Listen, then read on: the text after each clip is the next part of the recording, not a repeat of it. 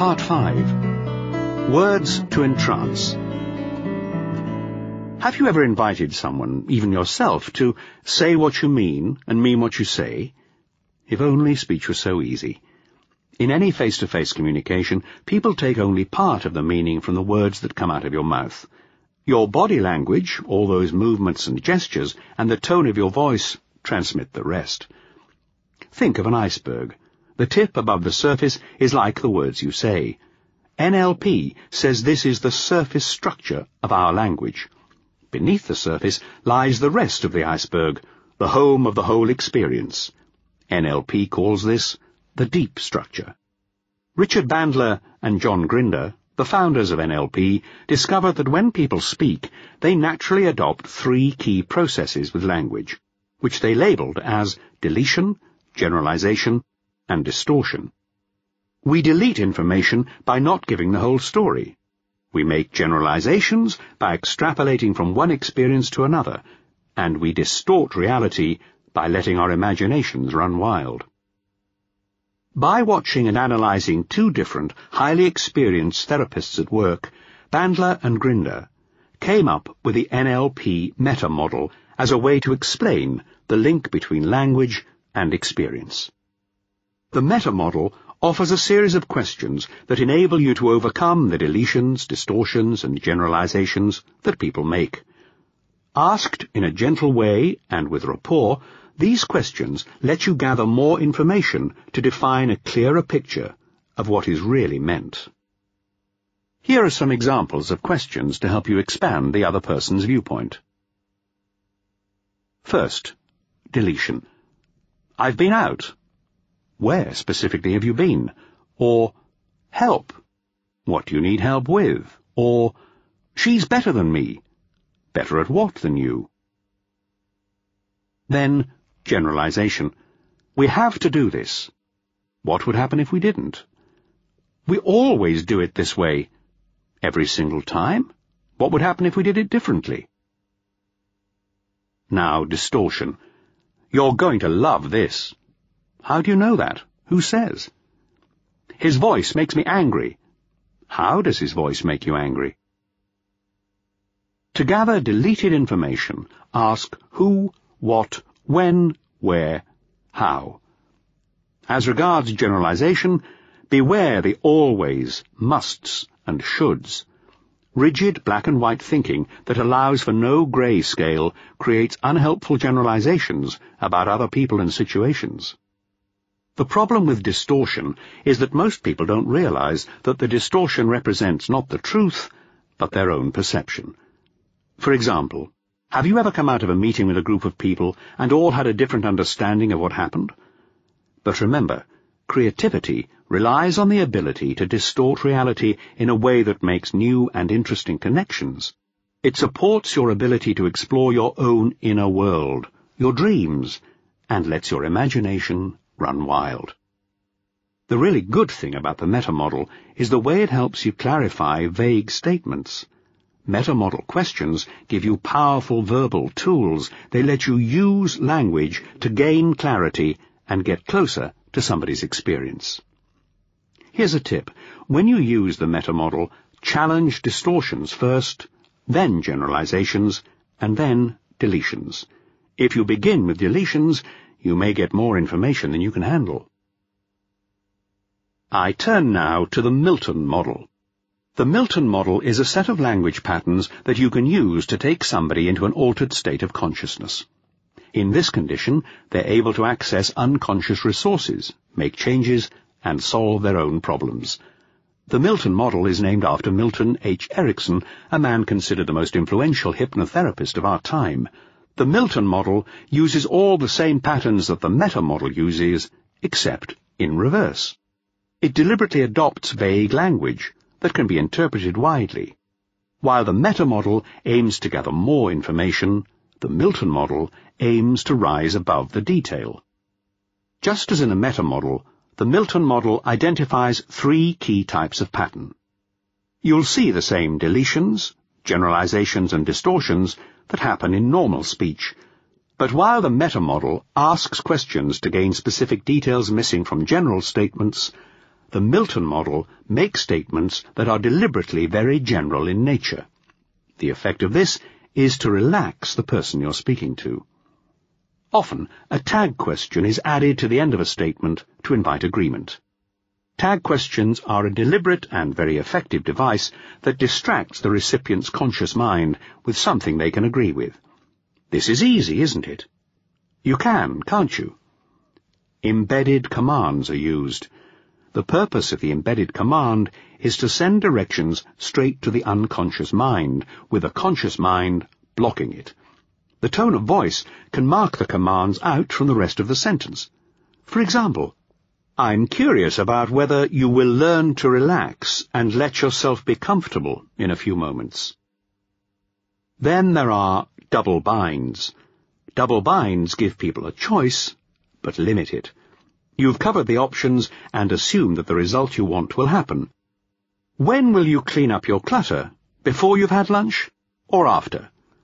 In short, while the meta model has a downward direction concentrating on very specific details, the Milton model is a style of communication that moves upwards and focuses ideas at a highly general level. Your brain is a natural pattern matching machine. You are matching and sorting all the time. Now, stories and metaphors transport you to a different place and put you into a deeply relaxed state in which you are very resourceful and your brain recognizes patterns. The reason NLP suggests that stories and metaphors work as valuable communication tools is because they distract the conscious mind and overload it with processing, while the unconscious mind steps in to come up with creative solutions. Thus, you're able to make new meanings and solve the problems. Good stories, whether they relate actual or imaginary events, have 4 key ingredients. The characters. You need a hero, plus goodies and baddies along the way. The plot. The storyline of the journey that the hero takes. A conflict. The challenge that the hero takes up, or difficulty they face. A resolution. The result or outcome that happens at the end of the tale. Stories engage the left side of the brain to process the words and the sequence of the plots, and the right side in terms of imagination, visualization, and creativity. Stories and metaphors work in business communication just as well as a social or religious context. We learn from others' experiences and take meaning from metaphors. In many companies, stories develop about the history of the birth of the company, which keep people in touch with the fundamental values. Storytelling is not a skill to confine to business leaders. At work, you can begin to develop your own stories as a tool for getting your message across to colleagues and clients, as well as to your bosses.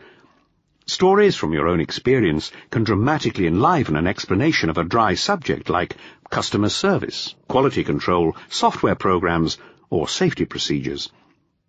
In a similar vein, if you want to influence a customer to buy your product or make the right decision, they're more likely to listen to you as you tell them how another customer solved a similar problem. The less in-your-face approach can be more effective than putting forward a direct opinion on what you'd like them to do. Just as people tell stories all day, your ordinary conversations will be richly embroidered with metaphors. Consider these examples. It's a jungle out there. He was putty in their hands. She's a pain in the neck. He's a breath of fresh air. We could have cut the atmosphere with a knife. Some would say that while a picture is worth 1,000 words, a metaphor is worth 1,000 pictures. In NLP, metaphors are used in a broader sense than that defined in English grammar. They are used to help people move across from one context to another. NLP calls this movement chunking sideways. Skilled therapists of all disciplines frequently work with the client's own metaphors to help shift problems. In the same way, you can work with other people's metaphors to aid communication in everyday conversation. This might be to convey bad news like project delays or job changes, to calm down an anxious teenager facing exams, to explain a complicated subject to a group of people, to encourage courage or confidence in a young child. Word plays on themes like weather and nature, rain and storms to sunshine and calm, or comparing a challenging situation to climbing a mountain or crossing a river, can diffuse tension. Also, relating a message in terms of your friend's favourite sports, like golf, tennis, sailing or football, can help elicit shifts in thinking.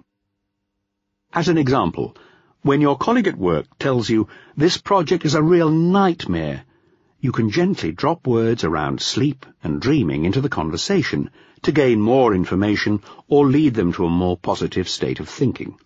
So, you might feed some of the following types of language into the discussion. What aspects of the project are keeping you awake at night? Are there some scary bits? Perhaps people need to sleep on this for a while.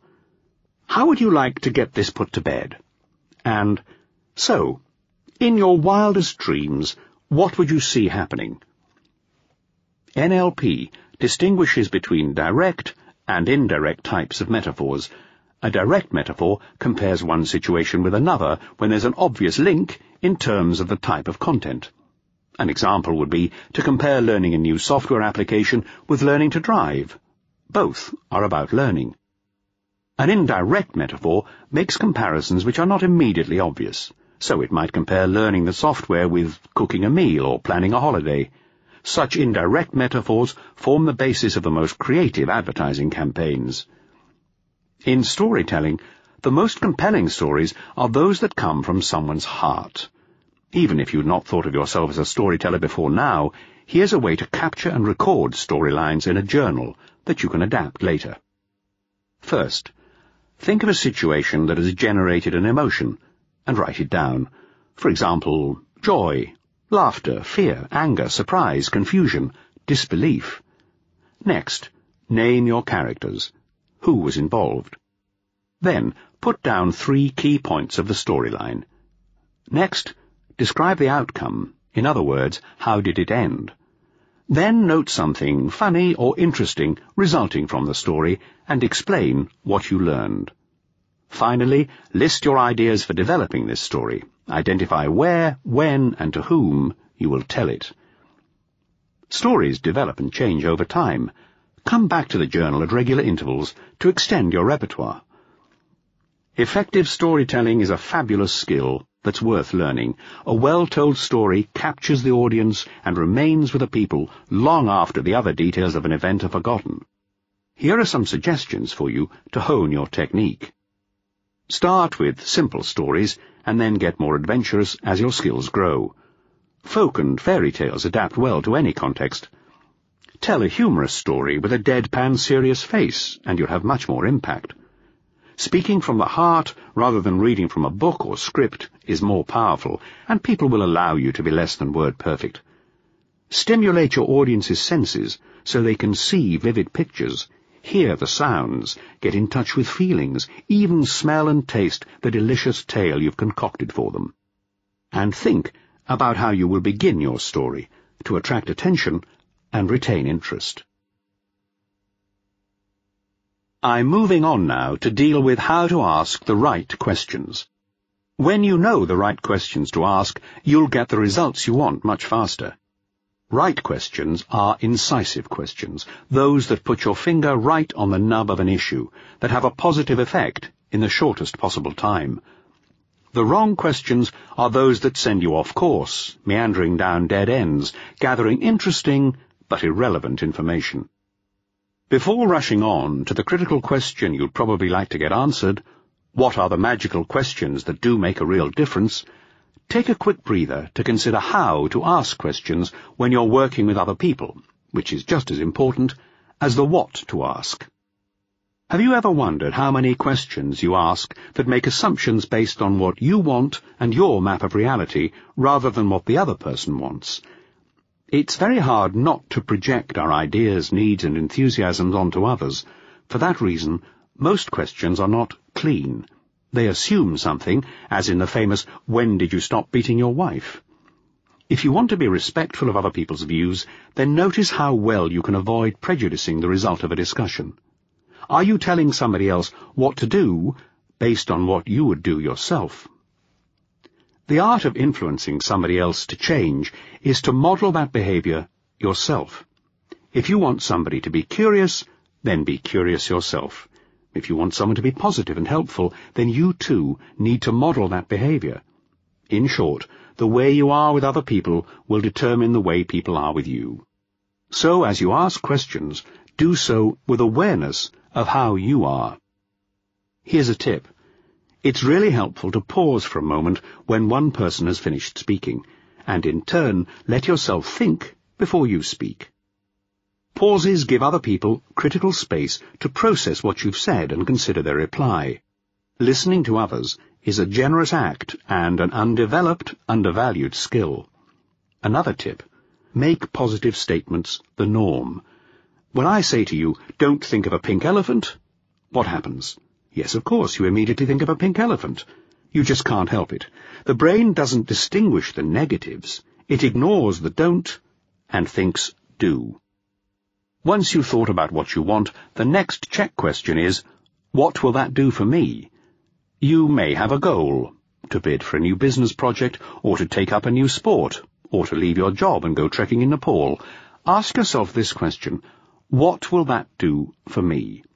And ask the same question 3 times. Really drill down until you hit some core values that make sense for you.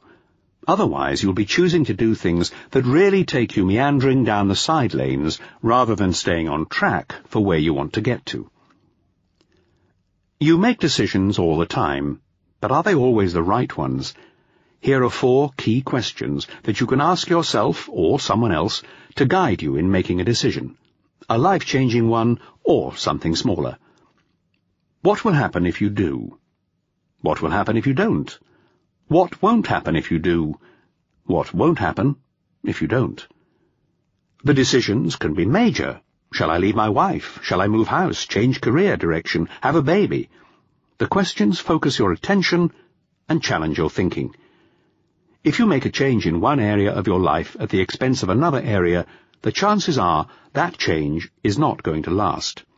So, for example, if you moved jobs but had to give up important interests or friendships where you currently live, then that change isn't going to make you happy in the long term, so you probably would not stick with it.